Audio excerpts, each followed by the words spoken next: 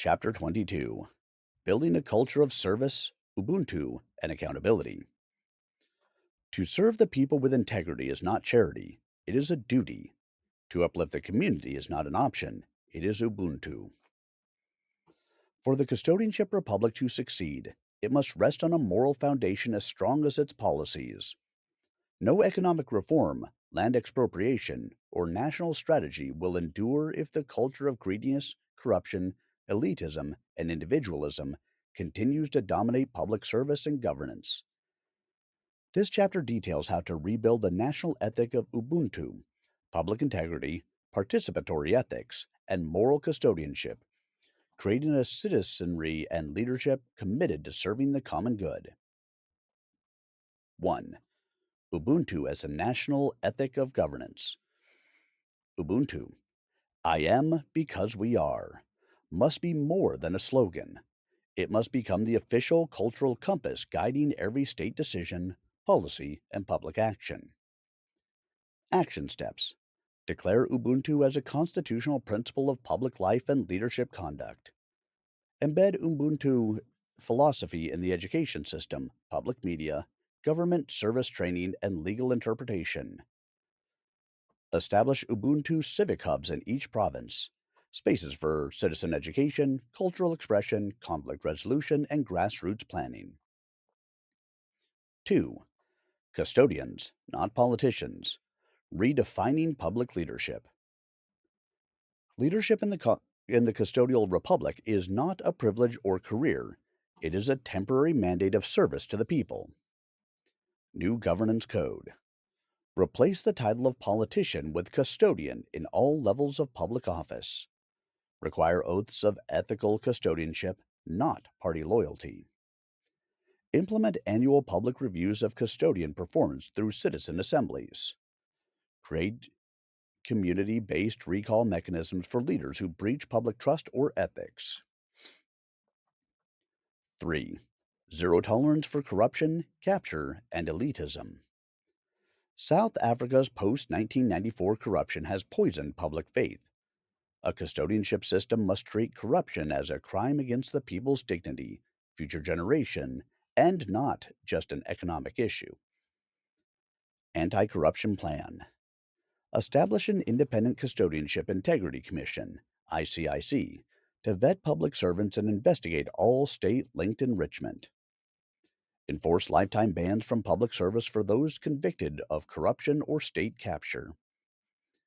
Impose asset transparency laws. All custodians must declare finances, business interests, and foreign connections.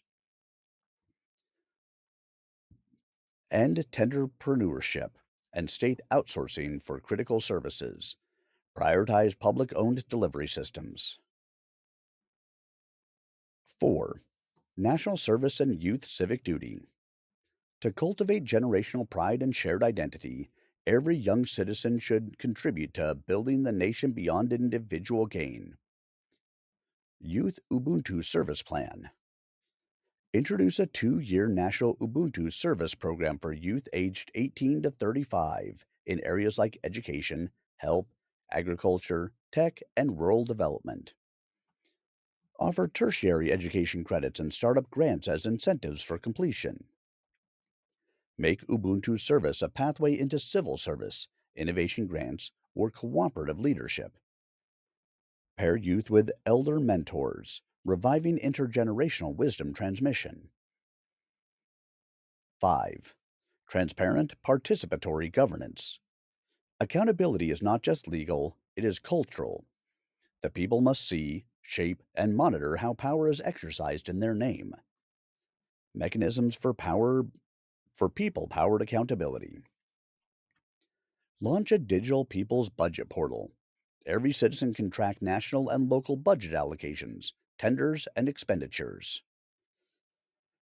Institutionalize local people's councils, LPCs, where ward citizens evaluate performance of custodians, approve development priorities, and recommend actions.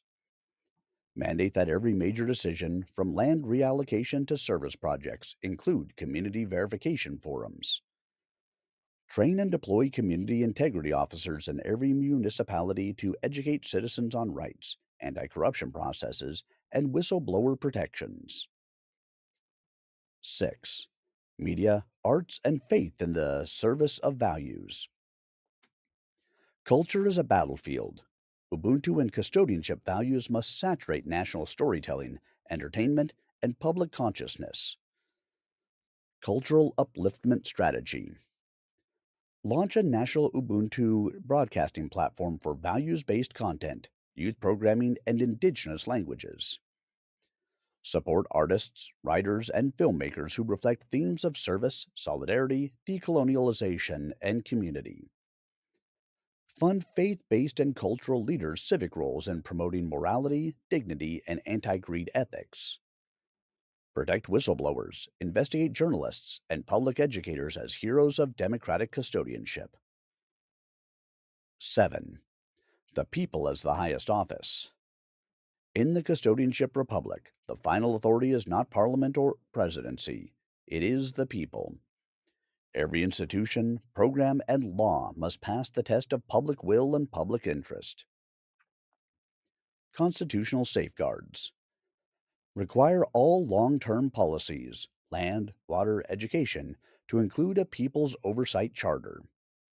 Embed community veto rights in land use decisions, mining approvals, and large scale economic interventions.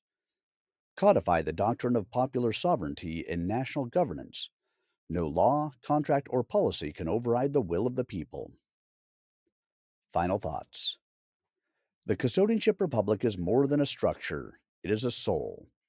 Without a deep shift in cultural values, even the best political programs will rot from within. Ubuntu is not an ideal from the past. It is the most powerful leadership model for the future. By raising a new generation of custodians, leaders who serve, citizens who co govern, and institutions rooted in moral responsibility, South Africa can become not only a liberated land, but also a light to all nations seeking justice and dignity.